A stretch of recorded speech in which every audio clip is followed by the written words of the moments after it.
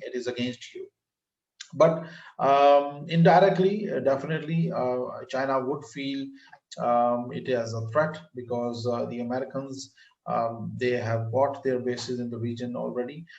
They are there in East Asia, Okinawa, in Japan, and China does not feel easy with the American presence in the region. So that is the major issue which is there as well. So the Americans are there, and they have got many bases in and around this region.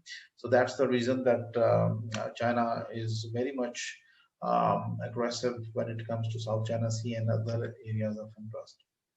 Some of the most difficult issues in the region concern developments with respect to the South China Sea for Malaysia, because Malaysia, as I told you before, they have also got claims over this particular region, which is called as South China Sea. Now, if you look at the Malaysian exclusive economic zone areas, so it overlaps the Chinese claimed areas.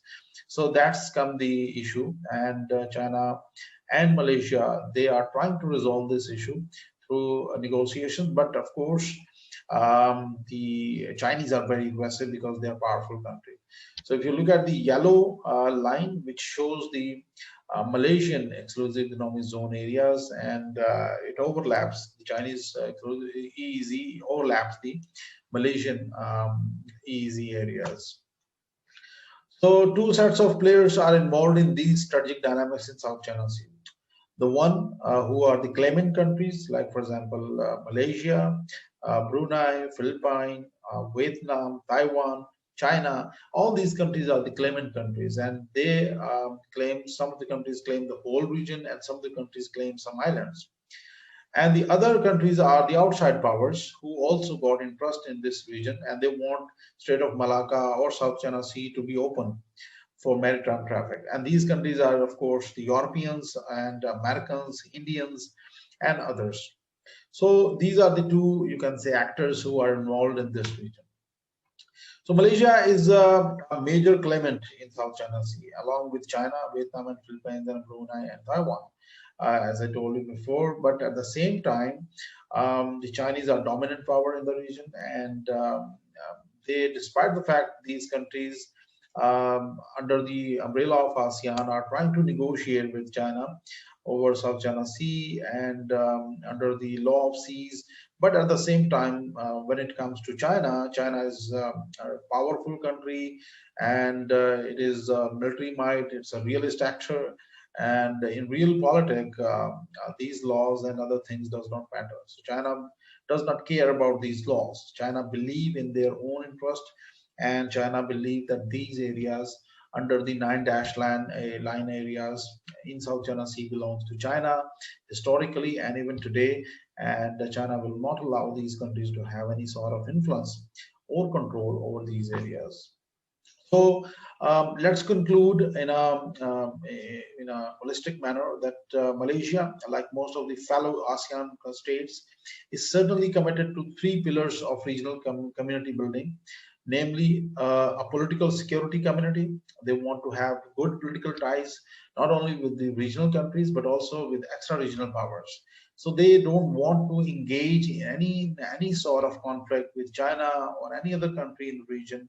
So they want to protect their own political interest, and they want to have their own political, security must be respected. So this is what they believe.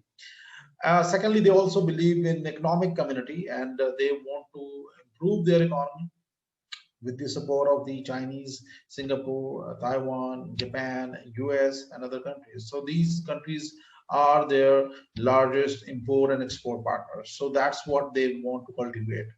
They don't want to, indulge themselves in any conflict in the region against China or any other country, outside power. So they want to protect their own economic interests. They want Strait of Malacca, South China Sea to be open for the global maritime traffic, and they want to protect their own interest at home and beyond. And thirdly, a socio-economic or socio-cultural community, because they have got Chinese, Indians, Tamils, and many other communities living in Malaysia, and they want harmony, peace among these societies. They also does not support any sort of extremism or radicalization. Islam is there, Buddhist, Christianity, Hinduism, and many other religions are also being practiced in Malaysia. And this particular society is a very, very balanced society. They believe in respect, they believe in peace, they believe in coexistence, and that's the policy the Malaysians are pursuing.